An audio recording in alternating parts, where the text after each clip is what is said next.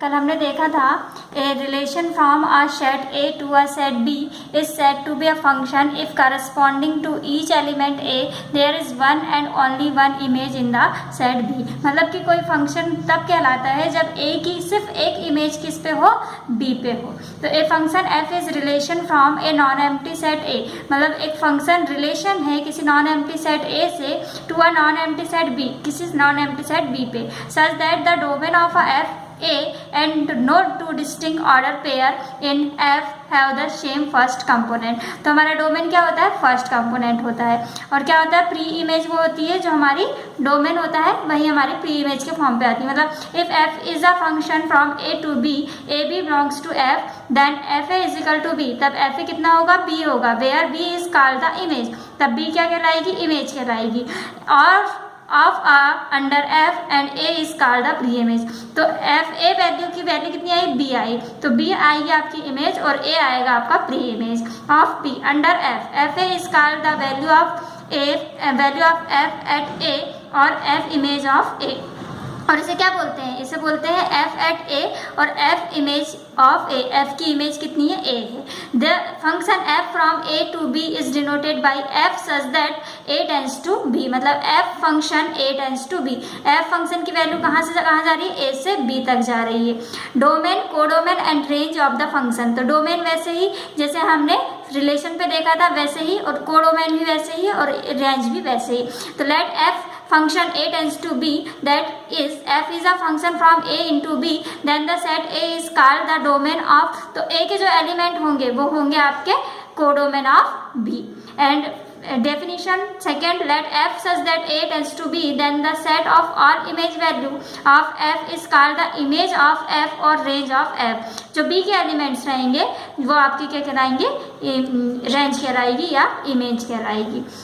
देखेंगे कुछ यहाँ पे एग्जांपल्स दिए हुए हैं। Let A is equal to A B C and B is equal to 1 2 3 4 and function F from A to B is defined as follow. देखिए A पे एलिमेंट है ए बी सी और बी पे एलिमेंट है 1 2 3 4, तो एफ ए की वैल्यू कितनी हो जाएगी 1, एफ बी की वैल्यू हो जाएगी 3 या 2 जो भी आपको लेना है, एफ सी की वैल्यू कितनी हो जाएगी 4। तो यहाँ पे 3 फंक्शन है। Here 2 not belongs to B, यहाँ पे 2 बिलोंग्स नहीं करेगा बी को, is not the image of any element, क्योंकि ये किसी भी एलिमेंट की इमेज नहीं है। A and F A equal 1 3 4 belongs to B, और 1 3 4 किसको बिलोंग्स करेंगे, बी को बिलोंग्स करेंगे। Let A is equal to A B C D and B is equal to 2 4 6। तो देखेंगे यहाँ पर ए बी सी डी, तो यहाँ पर कोई एक ऐसा एलिमेंट है जिसकी इमेज यहाँ पर नहीं है, तो क्या लिख सकते हैं, F A is equal to 2, F B is equal to 4, F C is equal to कोई भी ले लीजिए 2 और F D is equal to 6। ये हो गया आपका फंक्शन। मतलब कि कभी भी इमेज डबल नहीं होंगी लेकिन फंक्शंस के लिए वैल्यूज डबल हो सकती हैं। तो यहाँ पे ए सी बिलोंग्स टू ए सी किसको बिलोंग्स कर रहे हैं, ए को, हैव द सेम इमेज 2 जिनकी इमेज कितनी है 2 है, 2 belongs to B, F A is equal to 2 4 6 is equal to B.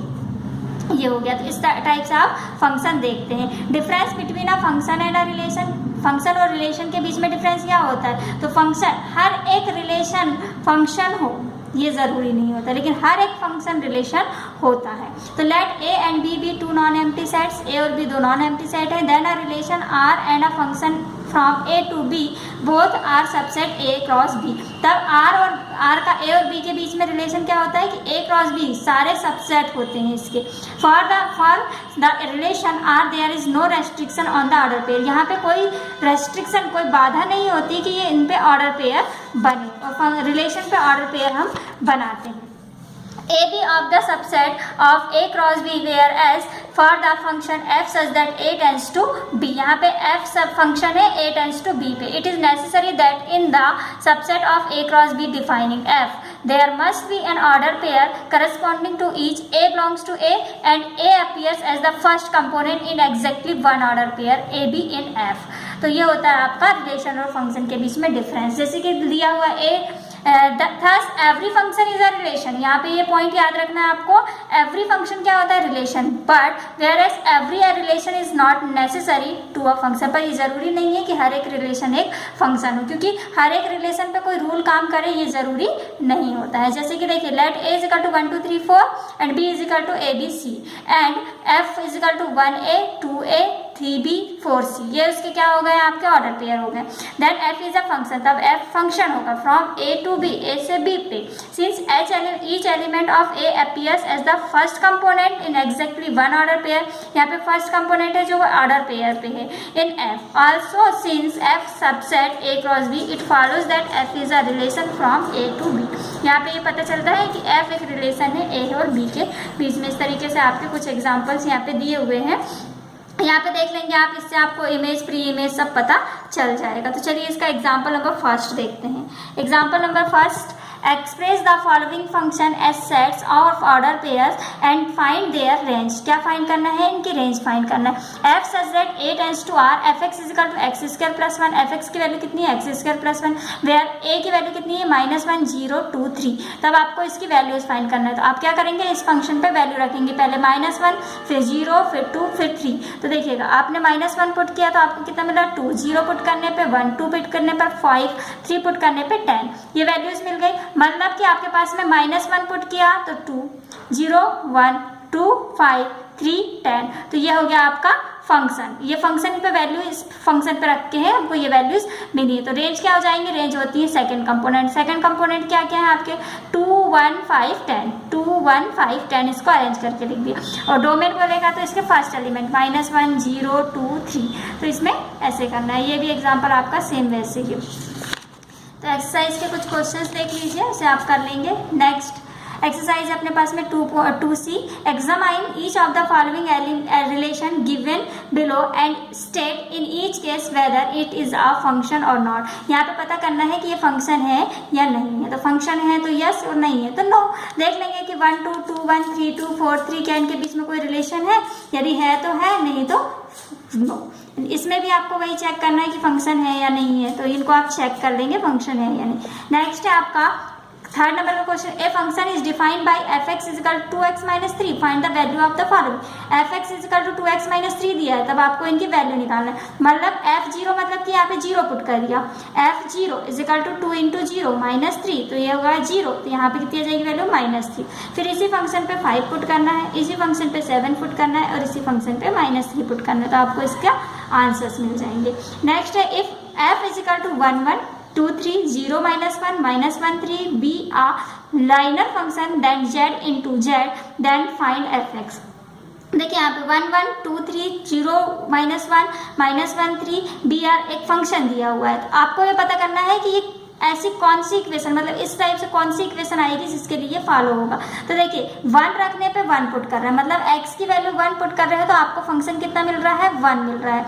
तो जैसे ही आप मान लो क्या फंक्शन रखें, आप सपोज मान लीजिए कि पहला आपको दिया है 1 1, दूसरा दिया है 2 3, फिर दिया है 0 -1 और फिर दिया है -1 -3। तो हमको एक ऐसा कोई फंक्शन पता करना है, मतलब f(x) की ऐसी कोई वैल्यू पता करना है जिसके लिए ये सेटिस्फाई हो जाए। तो सपोज मान लीजिए, देखिए यहाँ पे कितने का डिफरेंस है? 1 का। यहाँ पे कितने का डिफरेंस है? 1 का। यहाँ पे भी 1 का, यहाँ पे भी आपका 1 का ही डिफरेंस हो रहा है। हाँ 1 का डिफरेंस हो, क्योंकि ये -1 है -3 है, तो इसके बीच में क्या आता है? -2। तो एक ही का डिफरेंस पड़ रहा है यहाँ पे। तो आपको क्या करना है, मतलब कि डिफरेंस कितना है? 1 का। और फंक्शन क्या देख सकते हैं आप? 1 - 1 कर दोगे तो 0 हो जाएगा। तो 2x - 1, यदि आप x2 में से मल्टीप्लाई करेंगे x को, मतलब कि 1 को, 2 × 1 -1, तो कितना आ जाएगा? 2 - 1। मतलब f(x) की 1 वैल्यू पुट करने पे आपको कितना मिल रहा है? f1 की वैल्यू 1 मिल रही है इस फंक्शन के लिए। और यदि आप इसी फंक्शन पे आप वैल्यू रखेंगे 2, तो कितनी मिलेगी? 2 × 2 -1 मतलब 4 - 1 मतलब कि 3। वैसे आप 0 पुट करेंगे तो कितनी मिलेगी? 2 × 0 -1, तो ये आ जाएगा -1।